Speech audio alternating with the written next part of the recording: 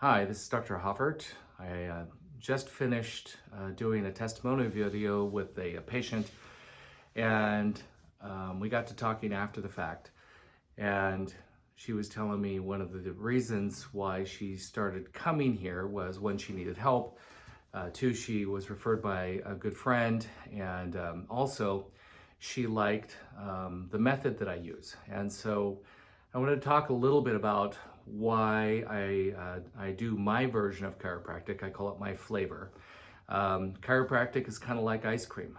There's more than vanilla. There's French vanilla, there's Rocky Road, there's a variety of flavors or versions of chiropractic. And I have kind of gone through the span of chiropractic over my career of more than 30 years. And I started out um, using a much more manual version of chiropractic most people are probably familiar with.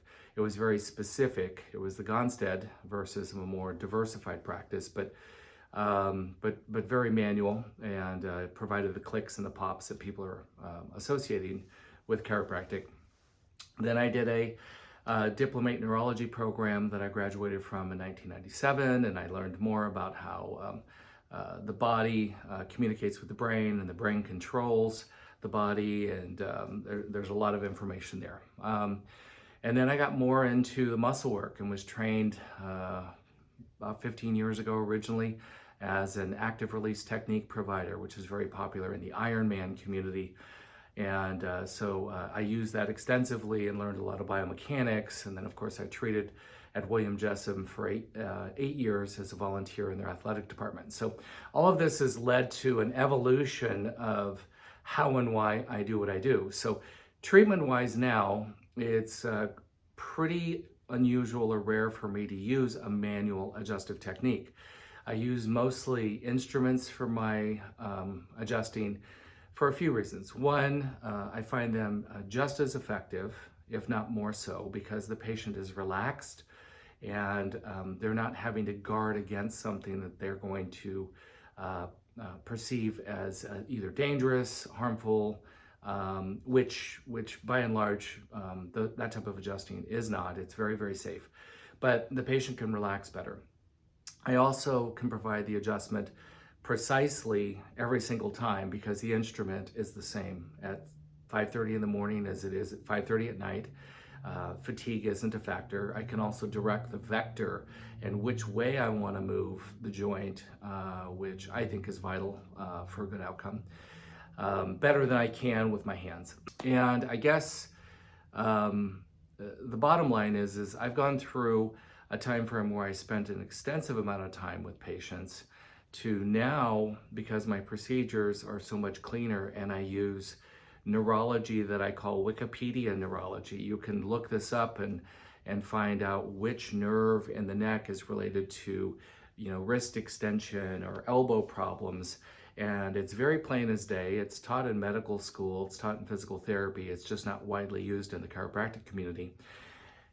And I can use the instrument to do that very, very quickly because I've refined my diagnostic procedures. So what used to take me 10 to 15 minutes when I was younger in practice, I can now honestly do in 2 to 5 minutes. And so there was an evolution of my practice over time where years ago, call it 7 years ago, I could only see a certain amount of people in a given day because my procedures were so cumbersome and clunky.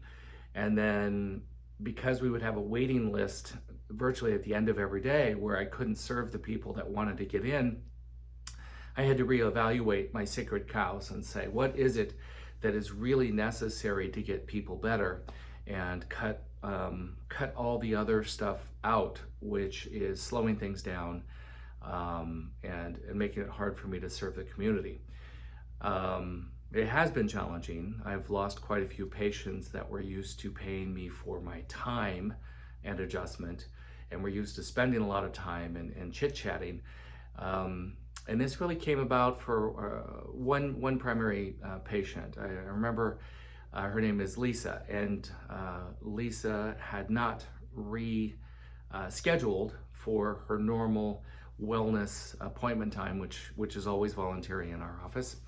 And the feedback she gave my staff was because I was always running late and I was always talking too much. And she didn't mean this to be mean. She was being factually correct. I was running behind and I was always chatting too much. And it's something that I like to do. I like to connect with my patients and get to learn who they are and share my life with them, whether or not they apparently want to hear it or not.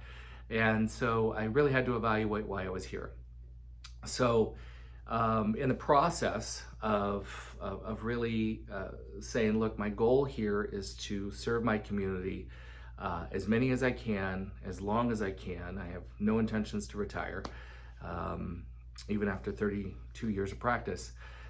It's been a challenge because we have had a number of patients that I no longer serve. I think in part because they were used to the extensive time I would spend working on them and chatting with them. I deliver the exact same result and adjustment now. I just do it in a much more efficient way so they can get on with their lives. In other words, I'm trying to be more respectful of their time because quite frankly, they've got closer friends and relatives and workmates to spend time with than to spend excessive time talking to me about my weekend. So anyhow, that's a little bit about how I practice and the evolution of what we've done here in the office. And if I could ever serve you, if you have any questions, please contact our office and the information will be included on the bottom.